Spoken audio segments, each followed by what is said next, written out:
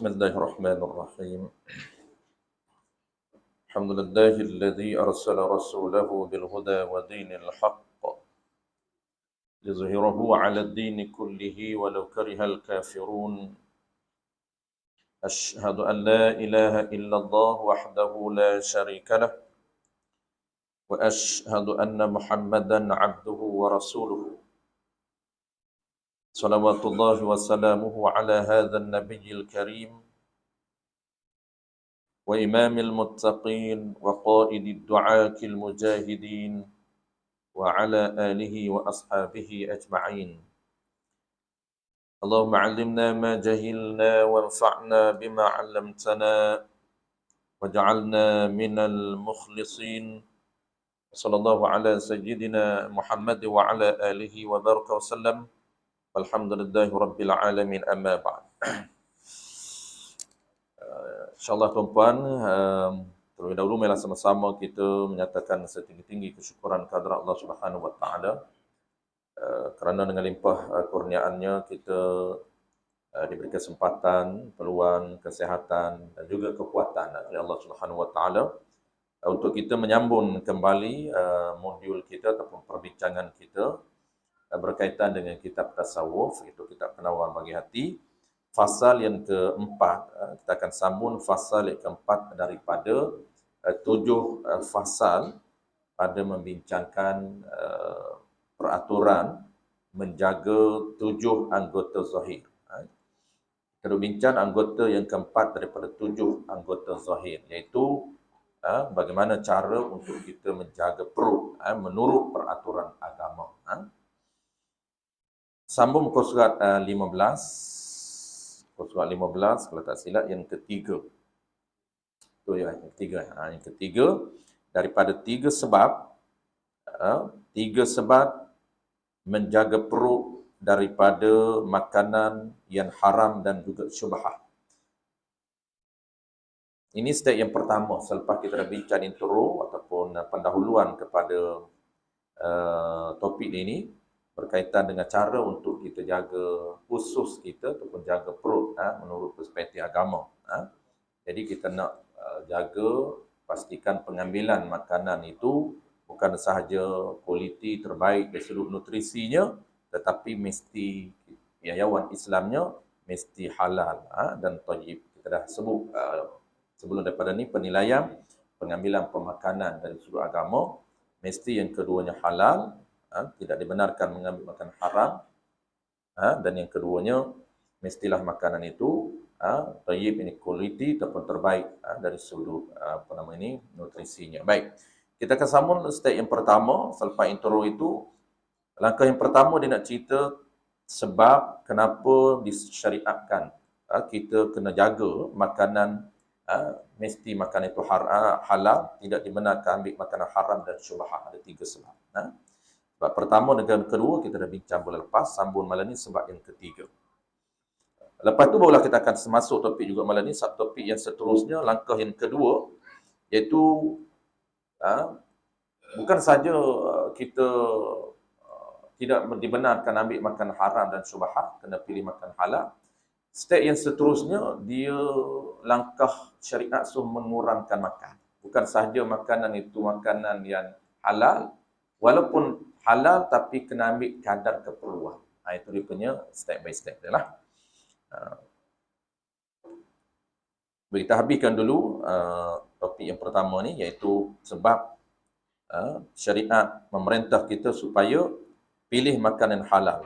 Kenapa tidak dibenarkan pilih makan haram dan juga syubhat? Qala al-musannif rahimahullahu ta'ala, yang ketiga, ini sebab yang ketiga. Yang tu sifat bagi mahzuf. Mahzuf ialah sebab. Sebab yang ketiga, bahawasanya yakni makanan yang dimakan, bahawasanya yang makan akan makanan yang haram. Orang. Bahawasanya orang yang makan akan makanan yang haram dan syubhat itu, ini kesan dia, ditegah dia akan yang haram itu daripada mengerjakan kebajikan. Jadi kesan orang yang ambil makanan haram ini, dia boleh menyebabkan sukar ataupun menyebabkan dia boleh menghalang dia daripada melakukan kebaikan. Dia panggil kesan dari sudut rohani, bukan kesan dari sudut jasmani, tapi kesan dari sudut rohaninya. Orang yang mengambil makanan haram ini, sama ada haram itu zati ataupun haram aridi, kedua-duanya kita dah bincang sebelum pada ni. Diri benda tu haram ataupun haram dengan sebab unsur lain juga dipanggil perkara haram. Kita ambil benda haram ini, dia boleh memberi kesan kepada jiwa kita, kepada rohani kita. Dia boleh menghalang daripada kita melakukan ibadat, melakukan kebaikan apa saja, kebajikan ataupun kebaikan. Boleh menghalang daripada mengerjakan kebajikan. Kebajikan ni umum. Itu tiap-tiap perkara yang menghasilkan pahala, dipanggil kebajikan. Jadi ulama ataupun bahasa syarak, apabila nama kebaikan di sisi syarak ataupun kebajikan di sisi syarak, dipanggil tiap-tiap perkara yang boleh mendatangkan pahala. Itu baru dipanggil kebaikan. Kalaulah benda yang tidak ada pahala di sisi agama, dia tak panggil benda tu kebaikan. Walaupun tidak ada dosa. Walaupun benda tu harus. Benda yang baik ini, benda yang dipuji oleh syariat ini, iaitu benda yang ada pahala. Maka, kalaulah kita makan benda haram, menyebabkan kita sukar untuk melakukan perkara yang ada pahala. Nak pahala besar, lagilah dia sukar. Lagilah dia rasa payah nak buat, badan dia rasa berat, dia rasa nak lawan, struggle nak lawan nafsu dia, nak lawan emosi dia, perasaan dia, perasaan yang macam-macam, gangguan dalaman dia, rasa tak sempat, rasa give up, rasa malas, rasa letih, rasa macam-macam perasaan yang datang di dalam jiwa dia. Maka orang yang tak jaga makanan yang syubhah dan haram ini, dia tidak ada kekuatan untuk lawan emosi dia ataupun perasaan dia ataupun gangguan dalaman dia. Kenapa? Karena Allah tak akan beri kekuatan kepada orang yang di dalam badan dia ada perkara yang haram. Perkara itu, kebajikan itu, kebajikan pahala besar, lagi sukar untuk dia buat, lagi struggle untuk dia buat. Tapi kalau dia tidak ada pahala, tak perlu lawan pun. Benda yang tidak ada pahala, boleh dia pergi pun, tak ada masalah pun. Ada pun masa dia nak pergi, ada nak pergi shopping, ada masa nak pergi shopping. Benda yang tidak ada pahala yang besar, dia tidak akan menghalang. Dan jika mengerja, baik, kalaulah dia mampu buat. Ini cerita dia mampu buat. Kalaulah dia mampu buat, ia seseorang itu akan kebajikan itu nescaya tiada diterima daripadanya. Tiada diterima daripada kebajikan yang dia buat. Kalaulah dia ini Allah beri kekuatan untuk melakukan ibadat. Dia boleh sembahyang. Sembahyang wajib dia boleh buat, qabliyah dia boleh buat, ba'diyah dia boleh buat, zikir dia boleh buat, baca Quran dia boleh buat, infak dia boleh buat, puasa dia boleh buat, Isnin Khamis pula tambah. Nescaya tiada diterima daripadanya. Ibadat itu tidak akan diterima oleh Allah Ta'ala sekiranya di dalam badan orang itu ada perkara haram. Maksudnya dalam perut mereka isi perkara-perkara haram di dalam perut. Nak tahu perkara haram, tidak tuan-puan, kena filter dengan ilmu fiqh. Kita kena sarinan dia, dia punya filter dia. Kita kena ada ilmu fiqh untuk memastikan makanan ini haram ataupun makanan itu syubhah. Dan tiada ada baginya melainkan penakjur. Tidak ada baginya bagi orang yang melakukan ibadat itu melainkan yang dapat hanyalah penakjur. Sekadar penat saja tapi pahalanya tidak ada. Itu penat. Sedangkan target kita, setiap ibadat yang kita buat, tujuan kita bagi orang awam ni, seperti kita orang awam ni, tujuan kita iaitu untuk mendapatkan pahala. Selain daripada tujuan yang paling tinggi itu semata-mata kerana Allah Ta'ala, untuk mendapat keredaan Allah Ta'ala. Itu tujuan yang tinggi. Tetapi pahala tetap Allah berikan walaupun niat dia semata-mata kerana Allah Ta'ala. Itu dia punya level niat itu, standard niat itu terbahagi kepada beberapa perkara niat. Tapi walaupun kita niat nak pahala, tetap ikhlas ada. Tetap ikhlas ada. Orang yang tak follow modul tasawuf tuan-puan, Dia kata sesiapa yang ada dalam hatinya niat untuk mendapatkan pahala, maka tidak ada ikhlas baginya. Tidak ada ikhlas baginya. Dia kata orang yang nak niat pahala ni, siapa buat solat nak pahala, siapa belajar nak pahala, maka orang itu tidak ikhlas. Maknanya tanda dia tu tak habis modul, ataupun memang bukan tak habis, memang dia tak mengaji pun modul tasawuf. Dia tak bertemu topik pembahagian ikhlas. Ada ikhlas level biasa, ada ikhlas level pertengahan, dan ada ikhlas yang paling tinggi. Yang paling tinggi ikhlasnya iaitu semata-mata kerana keredaan ataupun kerana Allah Subhanahu Wa Taala suka. Itu dia panggil ikhlas yang paling tinggi. Ikhlas yang paling biasanya semata-mata kerana nak kepada ganjaran pahala. Itu ikhlas orang biasa. Itu ikhlas orang fiqh. Jadi kena belajarlah. Tak boleh nak komen sekiranya bukan ahli. Kadang-kadang kita hari ni cukup suka untuk orang panggil pun bukan bidan kita pun dia suka komen. Apabila ada orang kata, kenapa ni tak solat ni, rugi, pahala besar, maka dia pun komen. Dia kata kalaulah buat ibadat nak pahala, maka itu bukan ikhlas. Dia tak tahu apa ikhlas. Habis, okey, tengok hadis. Sabda Nabi sallallahu alaihi wasallam. Sabda Nabi nak cerita orang yang sembahyang dan puasa dia, tapi yang dapat hanyalah letih. Pahala tidak ada. Pahala Allah tak berikan. Kenapa? Kerana yang relate dengan kita bincang hari ni, dia banyak sebab hilang pahala ni. Banyak sebab. Tapi yang relate dengan kita bincang hari ni sebab dia makan makanan haram. Dia banyak sebab. Nabi katakan, min qa'imin laysa lahu min qiyamihi illa as-sahr. Wa kan min sa'imin laysa lahu min siyamihi illa al-ju'i wal 'atas. Ataupun dalam riwayat ni dia kata waz-zama. Artinya, berapa banyak daripada orang yang sembahyang malam, tidak ada baginya bagi orang yang sembahyang malam itu melainkan berjaga, yakni melainkan letih, melainkan mengantuk. Berjaga tu maksudnya melainkan yang dapat hanyalah mengantuk saja. Dan berapa ramai daripada orang yang berpuasa itu tidak ada baginya bagi orang itu daripada puasanya melainkan lapar dan dahaga sahaja. Maksudnya Nabi nak cerita orang yang bangkit mendirikan solat malam tidak ada baginya pahala. Dan orang yang berpuasa di bulan Ramadan tidak ada baginya pahala. Kalau kita tengok kitab puasa tuan-tuan, sebab tu kena belajar kitab puasa. Kitab puasa ini dia ada 4 topik penting. Topik yang keempat itu ataupun topik yang ketiga itu dia bincang perkara yang menghilangkan pahala. Secara umumnya ada 6 jenis pahala, perbuatan yang boleh menghilangkan pahala. Yang kelima dalam kitab Marhabannya Ramadan menyebut apa dia? Iaitu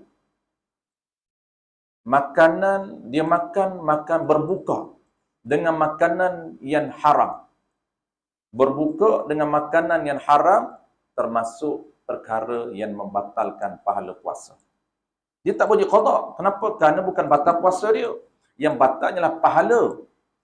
Puasa dia tu jadi, tak wajib qada. Tetapi rugi. Kenapa rugi? Kerana letih dan dahaga sahaja yang dia dapat, tapi pahala yang besar itu tidak ada. Banyak yang keenamnya mencarut, juga boleh menghilangkan pahala puasa dia. Mencarut. Maksudnya mengeluarkan kata-kata kotor, maki orang ataupun menyebut perkataan-perkataan kotor. Apa sajalah perkataan kotor bagi dia. Yang pertama sekali yang paling bahaya, dia kelima-lima tu bahayalah, keenam-enam, tapi dia susun ikut prioritinya ialah yang pertama ialah mengumpat. Pertama tu perbuatan mengumpat boleh menghilangkan pahala puasa. Maka kita kena belajar apa makna mengumpat. Kalaulah kita tak tahu makna mengumpat, makna mencarut, maka kita tak boleh nak elakkan daripada 6 jenis perkara yang haram ini. Tetap kita buat. Kenapa kita tak kenal apa yang kata mengumpat tu apa dia? Maka kita pun mengumpat dalam keadaan kita tak sedar, sedangkan kita sedang melakukan mengumpat walaupun kita kata saya tak mengumpat. Saya cerita benda benar saja. Maka itu termasuk mengumpat. Nombor 2 dikata kazab. Dia ada 6 semua. Nombor 2 kazab. Nombor 3 namimah. Namimah ni dia panggil adu domba. Yang kita dah bincang dalam kitab kita ni pun kita dah semua dah settle. Nak memang. Nombor 5, nombor 4, memandang perkara haram. Melihat perkara haram. Memandang aurat perempuan. Ada bulan Ramadan tu orang tak tengok perempuan bulan Ramadan. Dia pergi pejabat pun bagus. Tak tengok pun office mate. Kenapa? Ramadan. Lepas Ramadan habis syawal dia bedah balik. Dia tengok balik.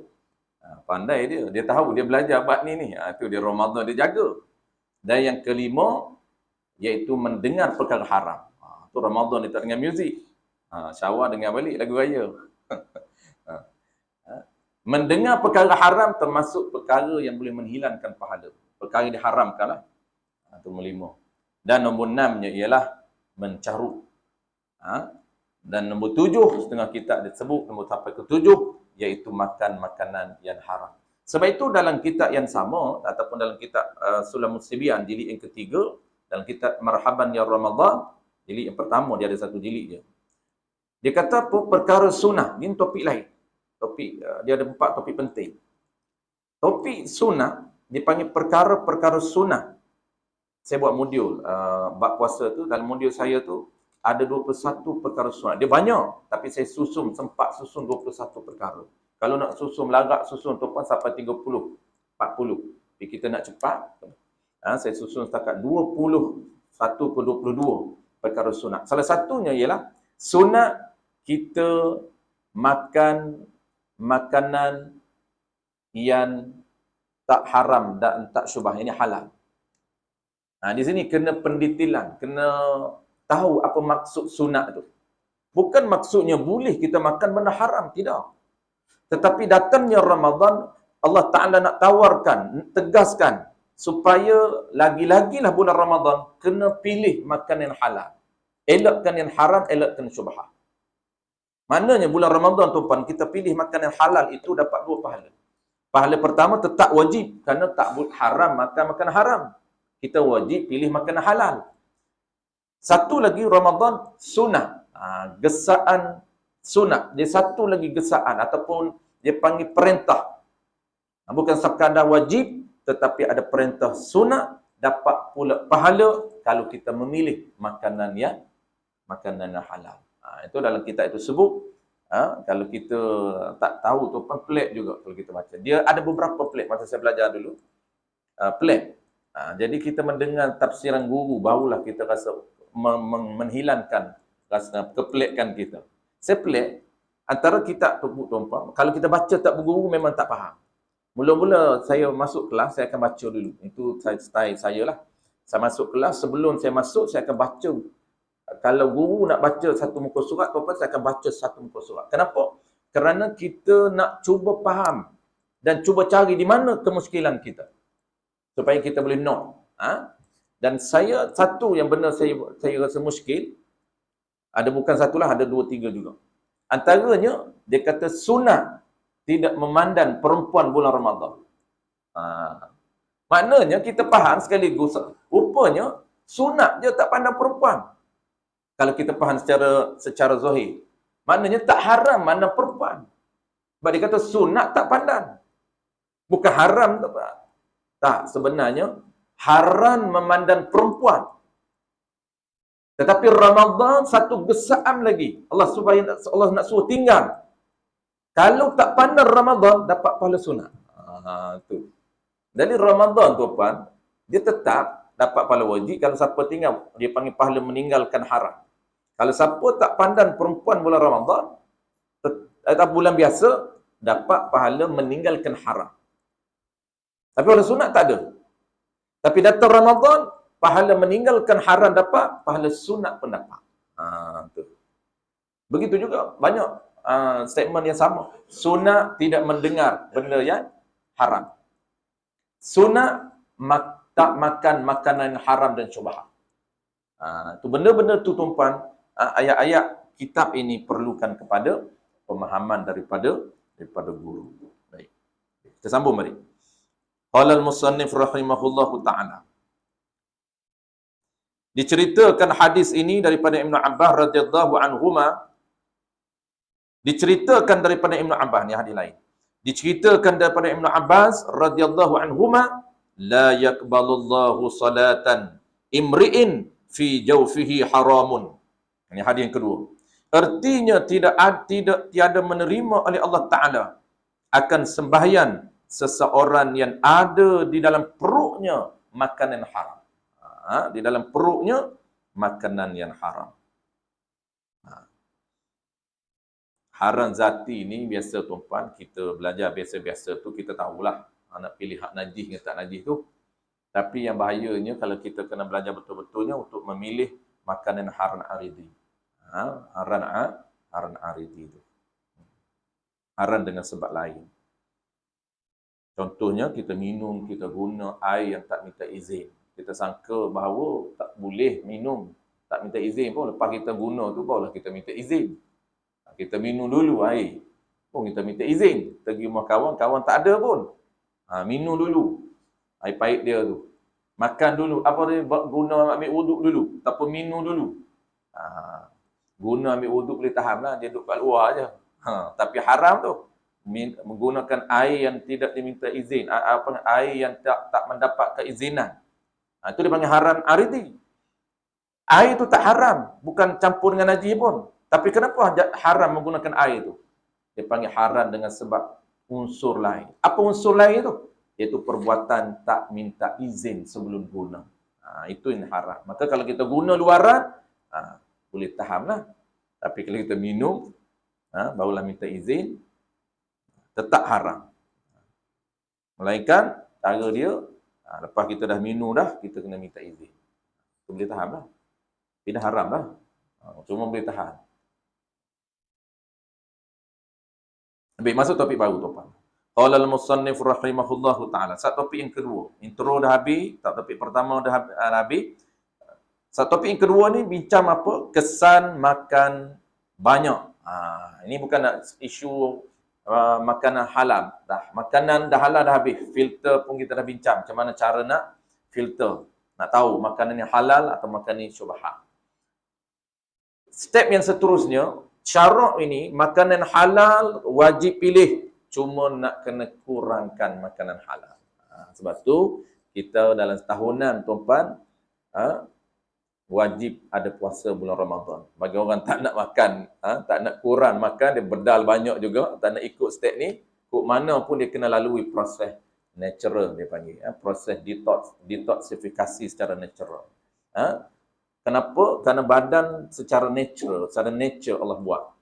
Perlukan kepada tak boleh makan berlebihan. Dia efek kepada sistem badan. Maka nak pulih balik, Allah Ta'ala buat. Ini hikmah, cerita hikmah.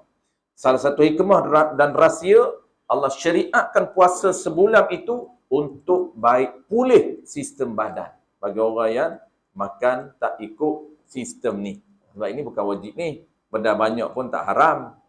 Step pertama je dia follow. Step pertama tu kena pilih halal. Step yang kedua kurang. Halal kena kurangkan. Itu dia tak boleh, tak mampu nak follow. Kalau tak mampu nak follow, maka kok mana pun badan dia orang panggil apa? Terauto sendiri. Sebab tahunan dia kena follow sistem tahunan. Memang dia akan lalui proses baik pulih ataupun proses repair secara semula jadi. Jadi kita tak makan seharian tu sebenarnya tuan untuk kebaikan sistem badan kita, bukan saja untuk kebaikan rohani. Rohani itu pahala lah. Bukan saja untuk pahala, tapi untuk sistem badan kita untuk kebaikan. Baik, dia ada 10 tuan-tuan. Kesan makan banyak. Ada 10 dalam kitab kita ni. Dia sebut 10 kesan makan banyak. Adapun bersangatan kenyang. Bersangatan kenyang. Kenyang sikit tu biasa je. Ni bersangatan. Maka hanya senya dituntut daripada menjauhkannya kerana beberapa perkara. Disarankan supaya jangan makan banyak, yakni mengambil makanan kadar keperluan. Mengambil makanan kadar keperluan. Jadi kadar keperluan tu dia ada beberapa kategori. Nanti kita akan bincang dalam topik khusus. Topik akan datang itu memang bincang khusus topik dia. Dia panggil tajuk yang kedua. Tajuk yang kedua ni 10 sifat mazmumah. 10 sifat mazmumah, sifat yang kedua makan banyak. Itu memang dia kontrol. Yang ini jaga usus. Ini jaga dia fokus kepada jangan ambil benda haram, jangan ambil benda syubhah. Itu untuk jaga perut. Basic. Tetapi dari sudut kadar keperluan dia tak cerita lagi. Itu masuk dalam tajuk yang kedua. Tajuk besar yang kedua. Sebab dia ada 3 tajuk besar kitab kita ini. Tajuk besar yang kedua, 10 sifat yang mesti disingkir daripada diri kita. 10 sifat mazmumah. Ya. Pertamanya, bukan kedua, pertamanya makan banyak. Yang kedua, cakap banyak. Yang ketiga, tidur banyak. Jadi 3 ni kita akan bincang dalam topik yang kedua. Jadi dalam topik tu dia akan cerita kadar keperluan. Yang tu ada kadar keperluan awam, ada kadar keperluan orang yang para wali Allah, orang soleh, tak sama. Ini ni umum baru dia nak cerita. Makan banyak ni maksud apa? Kesan makan banyak. Segi umum. Pertamanya, kesan pertama. Kesan ambil makanan lebih daripada saiz ataupun portion yang sepatutnya. Pertamanya, kerana bahawasanya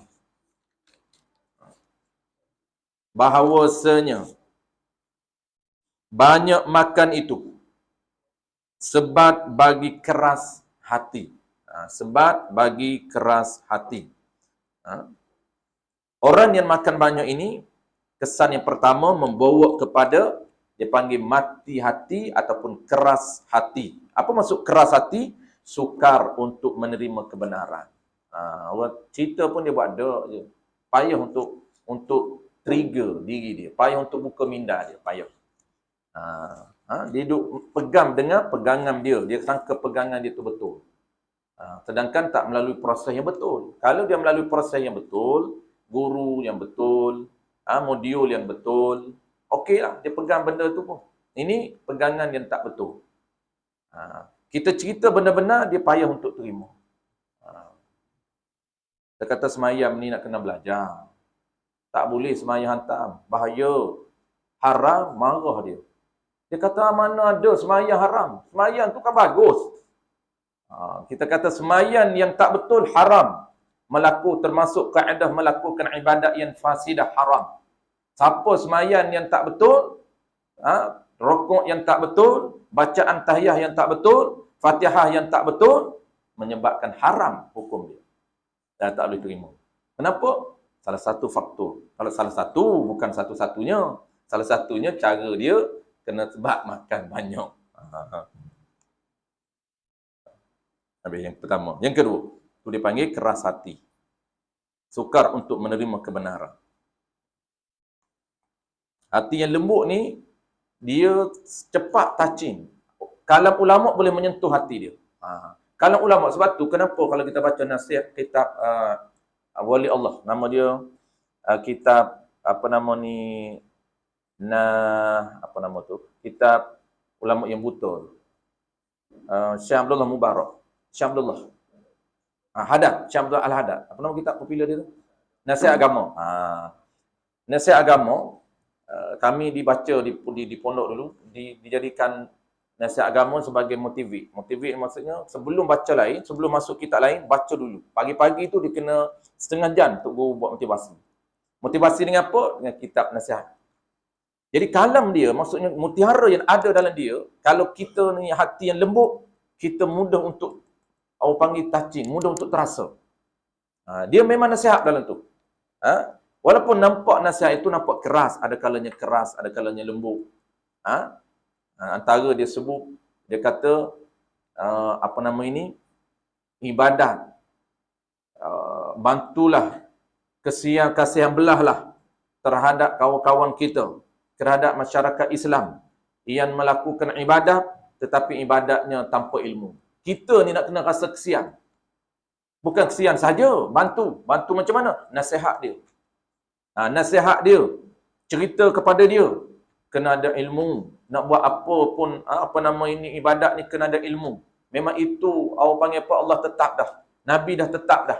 Al-ilmu tu imamum. Apa saja ibadah, mesti kena ada ilmu. Itu antara nasihat yang sangat ditekankan oleh Syekh Abdullah Al-Haddad. Yang kedua, kesan yang kedua. Qala al-musannif rahimahullahu ta'ala.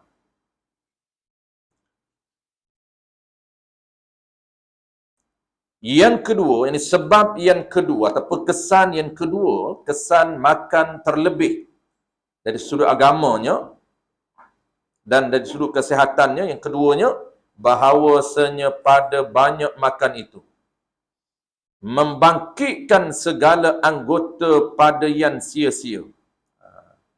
Membangkit, yakni merangsang. Merangsang anggota kita untuk melakukan perbuatan yang sia-sia dan perbuatan yang haram. Dan pada kejahatan, yakni pada perbuatan yang haram. Dengan sebab kita makan banyak ni, kita akan mudah terangsang ataupun mudah, maksudnya terangsang ni mudah, kita akan rasa kuat, kita akan seseronok untuk melakukan perkara-perkara yang sia-sia ataupun perkara tidak ada pahala ataupun perkara yang haram. Perkara yang sia-sia ni ada dua makna. Pertamanya, perkara sia-sia ini perkara yang tidak ada pahala. Yang kedua ialah ada juga makna yang kedua, iaitu perkara sia-sia, perkara yang perkara haram. Tapi kalau dia buat beza dan, maksudnya asing. Perkara sia-sia itu perkara yang tidak ada pahala, dan perkara yang haram itu perkara yang menyebabkan ada dosa. Perkara sia-sia, contoh tuan-tuan, tidak ada pahala tapi tak haram, sembang, berjam-jam sembang. Dia sembang benda harus, tak ada benda sunat, tidak ada benda wajib, hanya benda yang harus. Tidak ada dosa, pahala pun tidak ada. Maka dari sudut fiqahnya memang tidak menjadi kesalahan. Cuma dia mensia-siakan umur dia, mensia-siakan masa dia. Dari sudut tasawuf, perspektif tasawuf memandang perbuatan orang yang melakukan pekerjaan tidak ada pahala, dia menghabiskan umur dia. Sepatutnya dia guna setengah jam itu untuk melakukan ataupun bercakap benda yang ada pahala. Cakap benda yang sunat ada pahala, kalaupun tidak wajib. Maka orang yang makan banyak, tuan-tuan, dia kuat. Dia rasa tenaga untuk melakukan apa saja perkara. Perkara yang sia-sia ataupun perkara yang ada dosa. Tapi orang yang lapar ni, tuan-tuan, dia letih, tuan-tuan. Waktu puasa dia tak larat nak sembang. Puasa tak larat nak sembang. Tak larat nak buat benda-benda yang haram. Baik, yang ketiga. Dan yang ketiganya, daripada 10 sebab ataupun 10 kesan makan banyak dari sudut agama dan dari sudut kesihatan. Bahawasanya tidak membanyakkan tu. Membanyakkan makan itu membinasakan kecerdikan. Banyak makan ini dia boleh membinasakan kecerdikan. Maksud membinasa ni, asal membinasakan kecerdikan ni, asal dia menghilangkan kecerdikan, menyebabkan bodoh. Di sini bukan. Di sini ni maksudnya menurunkan daya kecerdasan dia. Dia apabila makan banyak, sebab tu para ulama kita antara kesan ataupun rahsia mereka jaga tak makan banyak, salah satunya bukan untuk sistem badan saja, bukan untuk jaga badan, tetapi masa yang sama untuk jaga minda dia. Kekuatan ingatan kita berdasarkan kepada pemilihan pemakanan dan berdasarkan kepada kuantiti makanan yang kita ambil. Sebab tu dia ada kaitan dengan jenis menu yang kita ambil dan ada kaitan dengan portion yang kita ambil ataupun saiz hidangan kita ambil. Dia nak makan yang kadar perlu saja. Kena lapar selalu, itu antara dia panggil penyumban kepada jenis ataupun akar daya cerdas kita. Dia ada dua, tuan-tuan.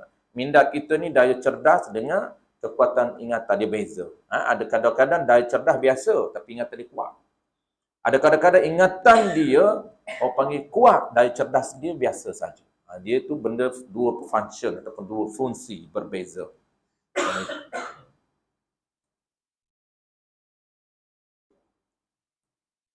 Membinasakan kecerdikan dan kepintaran, sama. Yang ini menurunkan daya cerdas dan juga kepintaran. Ini akal lah tu. Dan sebab bagi sedikit faham. Dan lemah memahami ilmu. Tu mana sebab, ini kesan sedikit faham. Yakni boleh menurunkan daya kepahaman dia untuk memahami ilmu. Dan pengetahuan. Pengetahuan tu ilmu. Sedikit memahami apa? Dam itu dipanggil atau tafsir. Memahami dan pengetahuan, yang ini memahami ilmu. Dam itu dipanggil tafsir, bagi kata faham. Itu nak faham tu faham apa? Yang ini faham ilmu yang dia belajar. Khususnya ilmu syarah. Kadang-kadang kita belajar ilmu akademik ni mudah faham pun. Walaupun makan benda banyak pun tak kisah pun. Tapi ilmu syarah dia beza. Ilmu rohani ni, ilmu fiqh, ilmu tauhid, memang dia ada kaitan dengan rohani. Balikan. Balikan tu jenis-jenis. Itu bukan jenis kena kurang, kan? Itu kena jaga daripada ambil. Bukan kurang makan balikan. Jenis-jenis ada makanan-makanan yang disebutlah dalam kitab Ta'lim. Ada jenis makanan yang kita kena elakkan. Seperti kepala ikan, perut ikan. Perut ikan yang kecil boleh makan. Dalam mazhab Syafi'i, ikan nak tahu, perut ikan yang boleh makan dengan haram makan. Sebab perut kan najis.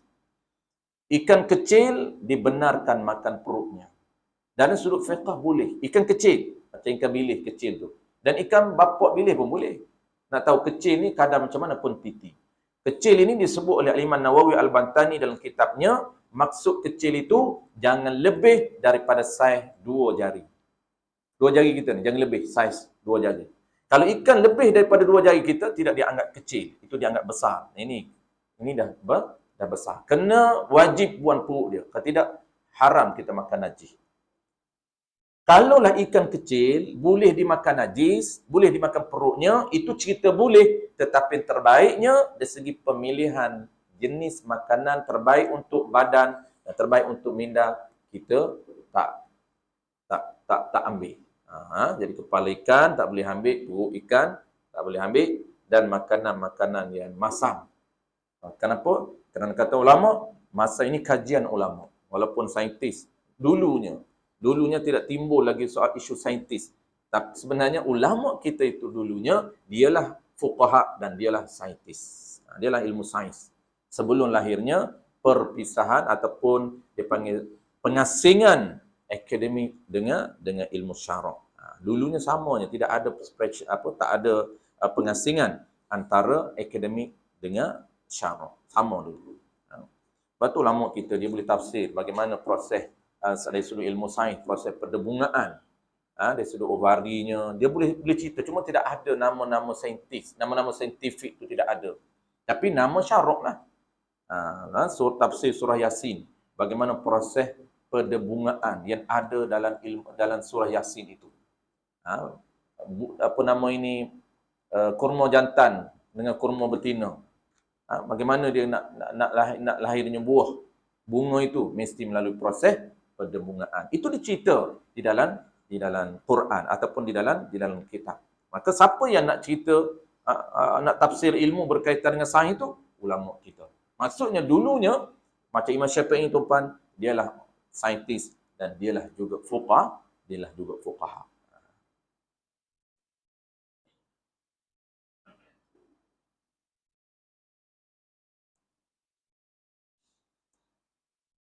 Dalam ni dia tak ada sebut lah, kita lain dia sebut. Kena banyakkan makanan yang manis. Bukan makanan manis tambahan. Sebab apa? Dia otak ini kajian para ulama, jangan kurangkan makanan masam. Makanan masam, kurangkan. Sebab dia boleh menhakis, dia boleh mengurangkan, dia boleh mematikan sel otak. Bahagian mana? Bahagian memori, ingatan. Dia boleh mengurangkan daya ingatan. Tapi yang boleh merangsang daya ingatan adalah makanan-makanan yang manis. Sebab tu kurma, manis natural lah. Kurma bagus, kismis bagus, madu. Semua makanan yang manis itu bagus untuk otak. Madu bagus. Kurma, kismis, tin, buah tin. Bagus untuk minda kita. Dan satu lagi yang bagus untuk dia dua. Sistem minda dan sistem badan. saraf dengan minda, iaitu makanan yang pahit. Badan kita ini, sistem badan kita dia perlukan, dia kena variasi taste, maksud rasa, masam, manis, pahit. Dia tak boleh fokus manis je. Masam je. Dia pahit perlu. Dan antara pahit ini, perlunya ialah bukan saja sistem badan, tetapi minda juga dia perlu kepada pahit. Dia juga untuk merasan sel otak. Untuk daya cerdas dengan daya memori juga perlu untuk otak. Pahit. Sebab tu saraf juga perlu kepada makanan-makanan yang pahit. Daun ketum pahit. Bagus untuk saraf. Daun ketum. Jangan beli lah. Bahaya tuan. Kena tanam di rumah boleh. Beli jangan. Dia bagus untuk saraf daun ketum ni. Satu lagi daun ketum ni bagus kalau anak-anak kita, baby-baby macam ni kan. Cacing. Biasa cacing kan. Kalau orang Kelantan biasa cacing, sini tak ada cacing. Cara dia kalau nampak budak ni berona maksud demam ke kan.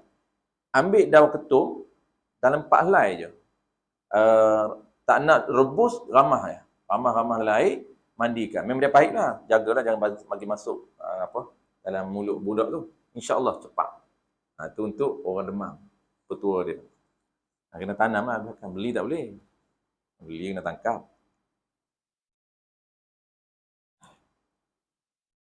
Yang keempat sikit.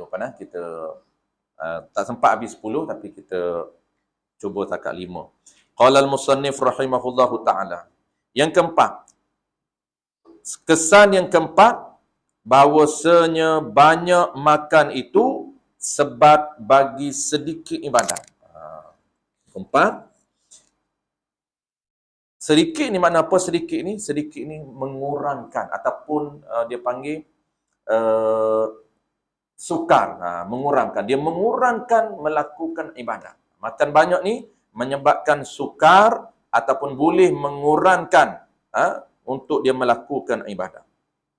Kenapa? Kerana bahawasanya manusia itu apabila membanyakkan ia manusia akan makan, nescaya berat badan.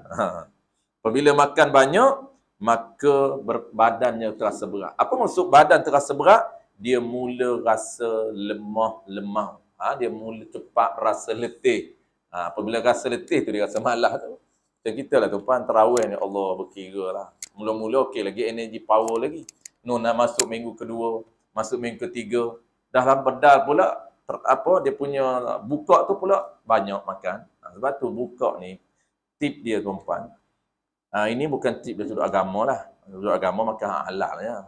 Dan kurang makan. Apa saja pun jangan makan banyak berbuka tu. Itu di sudut agama.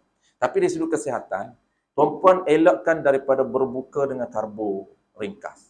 Ini yang saya pernah buat lebih kurang 3 ke 4 tahun. Memang energi kita powerful. Cuba kurangkan berbuka dengan karbo. Maksud karbo ni kalau nasi jangan banyak. Kalau bihun jangan banyak. Dia karbo simple, dia panggil simple karbo. Makanan berasaskan gandum tu. Jadi kita jangan ambil banyak. Kalau boleh stop terus cantik. Kalau boleh tak ambil nasi langsung. Ambil nasi bila? Sahur contoh. Lepas tu lepas sahur tidur. Ataupun ambil lepas tarawih kan, nasi lepas tarawih okeylah, lepas tarawih dia bangkit qiyam dah. Boleh stop terus nasi mi bihun okey, memang okey. Dan dia tambah apa? Dia kalau nak ambil boleh, tapi karbo kompleks. Kompleks ni maksudnya kalau gandum, peran, bijirin boleh. Kalau tak ambil semua, dia just ambil panggil apa? Makanan. Kalau tak ada rutok tuan-puan, kalau cantiknya tuan-puan beli rutok. Kalau sayanya rutok lah. Rutok dan juga buah kurma hak power. Buah kurma hak cantik. Nak tanya macam beyuk dia kurma dia ganas-ganas. Kurma yang besar tu. Yang kurma kecil kering tu. Itu tak ada kualiti. Yang tu makan hantam sampai 3 biji tak rasa apa pun. Kering. Kita nak tak ada nafsu tengok. Beli yang gemuk tu. Kalau beli rotak sebab Sebab tu kalau tuan tengok 6 senarai susunan dalam kitab tu, dalam kitab puasa, dari modul saya susun. Yang terbaik adalah 3 rutub. Makan dia ni dari segi nutrisi dia memang power. Sebab tu dia ada magnesium, kalsium dalam tu yang dia boleh support kita untuk energi. Tukarkan kepada energi. Jadi tenaga. Lepas tu terawih sedap. Lepas tu air putih cukup. Tu je. Jangan benda air ni banyak sangat. Air putih ambil rutub ataupun ambil kurma ataupun ambil benda-benda manis, bubur-bubur sikit ke, okey. Itu insya-Allah. Memang turbo lah terawih. 20 rasa nak tambah lagi. Tapi kalau terlebih makan nasi, memang out lah. Kalau dia boleh terawih 20 pun tuan sambil mengantuk. Sambil mengantuk. Itu kesan makan lebih yang keempat. Nescaya berat badan, yang ni susah ataupun sukar untuk mendirikan ibadah. Kenapa? Dia rasa lemah badan dia, rasa lemah-lemah dan rasa malas untuk buat ibadat ataupun rasa mengantuk. Mengantuk duduk sebelah. Dan mengantuk matanya. Dan kelima, bahawasanya membanyakkan makan itu sebab bagi ketiadaan sedap mengerjakan ibadat. Kelima ni apa dia? Iaitu hilang kelazatan dalam ibadat. Ni pun tak boleh nak syarah detail tu, Pak. Sebab bukan level kita. Kita boleh cerita orang yang jaga makan yang sedikit, jaga makanan halal, ambil yang halal pula sedikit, perut sentiasa lapar, Allah akan campurkan anugerah kepada dia feel dalam ibadat. Perasaan sedap dalam ibadat. Tapi dia kena ikut proses lah. Ini salah satu faktor saja. Yang proses asas, yang dasar kena ikut proses syarak. Maksudnya ikut proses fiqh. Kena jaga. Peraturan zahir kena jaga, peraturan batin kena jaga. Peraturan zahir ni syarat sah kena jaga, perkara batal kena jaga, banyakkan perkara sunat. Lepas tu peraturan batin, yang pertamanya ikhlas kena jaga, yang keduanya khusyuk, yang ketiganya tafahum, yang keempatnya tazallul, barulah anugerah Allah anugerahkan perasaan sedap. Jadi dia kena ikut proses dia. Kalaulah ikhlas pun dia tak tahu apa, kalaulah khusyuk dia tak tahu apa, tafahum yang ketiga lagi dia tak tahu. Tafahum tu pandai dia cuba untuk memahami setiap apa yang diinteraksi dengan Allah Ta'ala. Barulah dia datang sedap. Yang keempat, apabila tafahum dia dah ada, maksud tafahum setiap kalimah dia berinteraksi dengan Allah, dia cuba memahami. Apabila dia sebut Alhamdulillahi Rabbil Alamin, dia bukan di bibir, tapi menyerak di hati. Kenapa? Dia faham. Yang kata Alhamdu ni puji kepada siapa? Makna puji itu. Alhamdu terus dalam minda dia ada 4 puji. Tu dia kena tahu makna lah. Tapi kita basic ni tuan-tuan, jangan fokus makna lagi. Fokus peraturan basic. Jangan duk cerita nak tadabbur ayat Fatihah. Fatihah pun tak betul. Tapi masuk kuliah, tadabbur Fatihah. Orang ini banyak kuliah saya tengok tempat saya mengaji, tempat saya mengajar, masjid-masjid saya mengajar. Ada tafsir Quran, ada tadabbur Quran. Banyak. Tafsir Quran dah satu kuliah. Ada kuliah yang asing pula tadabbur Quran. Tadabbur Quran ni tadabbur surah pilihan. Baguslah tu. Bukan kata tak bagus. Bagus. Tetapi tengok cek pula. Harian ini tidak ada. Basic ini tidak ada. Terus dia ambil tadabbur. Syarat sah. Tengok kuliah syarat sah tidak ada. Tengok kuliah perkara batas sembahyang tidak ada. Tengok kuliah bab ikhlas tidak ada. Tengok ikhlas bab khusyuk tidak ada. Terus adanya tadabbur. Tengok dia langkau. Dia skip berapa step skip. Itu saya kata, saya tekankan sangat proses. Biar tahu proses untuk dapat rizal. Rizal dia ini sebenarnya anugerah Allah. Rizal itu adalah anugerah Allah kepada orang sembahyang, perasaan sedap. Bukan boleh buat-buat. Pejam mata pun tak akan sedap. Pejam mata pun tak akan khusyuk. Kerana khusyuk anugerah Allah. Sedap anugerah Allah. Yang kerja kita follow proses. Proses kena tahu. Proses apa dia? Settlekan peraturan zahir. Yang kita sebut 4 tu. Yang kata syarat sah, rukun, perkara batal, perkara sunat.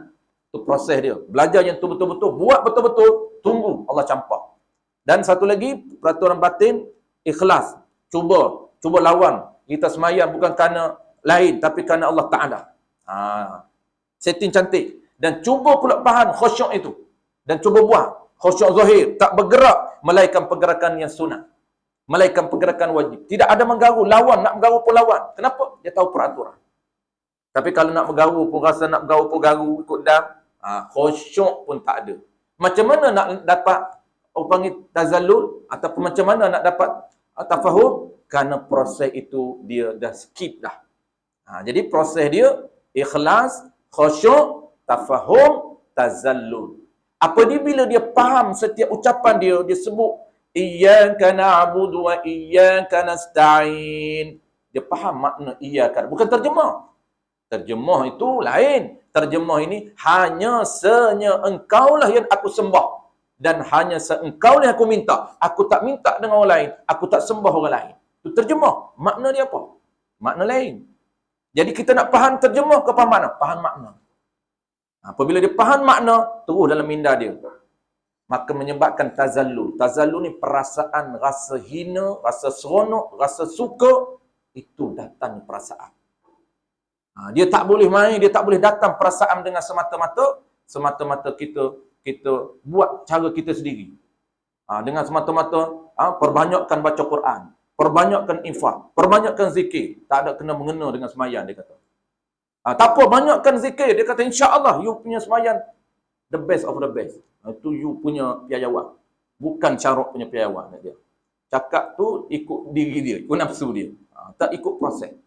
Betul, orang yang tak ni tuan, orang yang keras hati, dia tak nak dengar kita proses, kita bantu dia tu. Tak nak dengar. Dia buat cara dia juga. Cara dia apa? Cara dia ini buat ikut nafsu dia. Nafsu dia seronok apa? Seronok bangkit malam. Betul, cantik bangkit malam. Zikir sampai pukul 3 pagi. Cantik. Tetapi yang paling bagus lagi ialah amalan bangkit malam, solat 2 rakaat itu lebih hebat daripada zikir. Tapi kualiti. Sembahyang orang kualiti itu lebih besar pahalanya daripada dia zikir. Sebab tu tuan-tuan, kalau tuan-tuan perhati, ini antara amalan ulama. Ulama apabila dia sembahyang, kenapa dia panjangkan zikir? Kita ni tak tahu value, kita zikir di luar sembahyang. Imam Ghazali sebut. Rupanya, kalau kita tak belajar, saya pun tahu, masa saya dalam kuliah Tok Guru, saya pun baru perasan. Zikir, ulama kita tuan-tuan, zikir, dia akan perbanyakkan zikir dalam solat. Rupanya pahala zikir solat tak sama pahala luar solat. Contoh-contoh tuan-tuan. Kita baca qul huwallahu ahad amalan kita. Contohlah amalan orang baca Quran qul huwallahu ahad, qul huwallahu ahad. Ataupun amalan Quran dia baca surah-surah mana. Dan di luar solat. Bagus tak? Ya, bagus. Tetapi kalau orang tahu value, nilai, dia akan baca dalam Quran itu dalam sebagai surah sunat dalam sembahyang sunat dia. Contoh dia sembahyang sunat malam, maka dia akan habiskan separuh Baqarah. Kenapa? Dia tak baca di luar sembahyang Baqarah. Kerana dia tahu baca dalam sembahyang itu nilai dia tak sama dengan nilai kita zikir di luar sembahyang ataupun baca Quran di luar sembahyang. Sebab itu dia akan optimalkan. Contoh, Subhan Rabbiyal A'la, dia akan paling habis sebelah. Dia akan habis kota. Kita 3 je. Sebab kita duduk terbiasa 3, hebat dah kita 3. Dia sembahyang sunat, dia tak akan 3. Subhan Rabbiyal A'la 11, Subhan Rabbiyal Azim 11, rukuk dia pun 11, sujud dia 11. Kenapa? Kerana dia tahu value. Daripada aku baca Subhan Rabbiyal A'la di luar sembahyang, zikir juga, tapi tak sama dengan zikir di dalam sembahyang. Ini orang yang tahu value dalam sembahyang itu sangat besar dia punya nilai pahala. Baik, last kali tuan-tuan yang kena kita baca yang kena setakat 6 saja, insya-Allah dia ada 4 lagi tu kita akan sambung lepas Ramadan nanti. Dan yang keenamnya bahawasanya memperbanyakkan makan itu ditakuti jatuh kepada yang haram dan syubhah. Yang keenam, takut terjatuh makan haram dan syubhah. Kalau makan banyak tu takut terlebih lagi hantam benda haram. Haram pun nak makan juga. Kenapa? Kerana asyik bapa je perut tu. Tak kisahlah. Asalkan benda tu boleh. Ada makanan saja. Dan yang ketujuhnya, insya-Allah kita akan sambung akan datang. Panjang sikit yang ketujuh tu. Bahawasanya padanya menyusahkan hati dan memenatkan badan pada mencarinya. Ini panjang sikit tuan-tuan. Ini kita akan relate dengan situasi isu tasawuf. Ini tasawuf tuan-tuan, bukan fiqh saja. Jadi tasawuf dia kira. 3 jam duduk kat dapur tu pun dia kira. Ini nombor 7.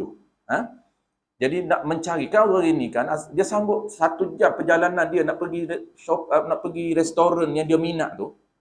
Dia sanggup pergi. Jauh, setengah jam bagi dia dekat asalkan sedap. Orang kata tempat ni makanan sedap, dia sanggup pergi. Maka tasawuf ambil kira.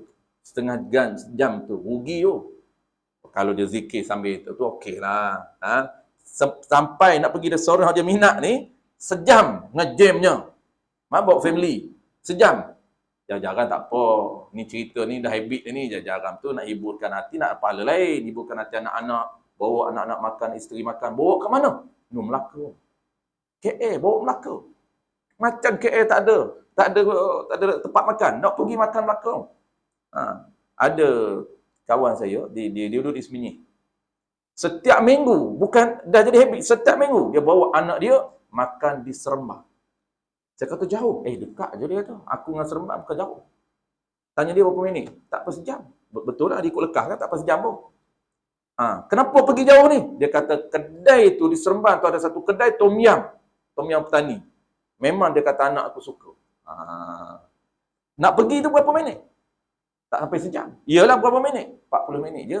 40 minit pergi, 40 balik. Orang tasawuf tengok rugi masa. Dia nak memendekkan masa tu yang makan simple tu. Makan mana ada je. Kita tak menjadi kesalahan lah kita.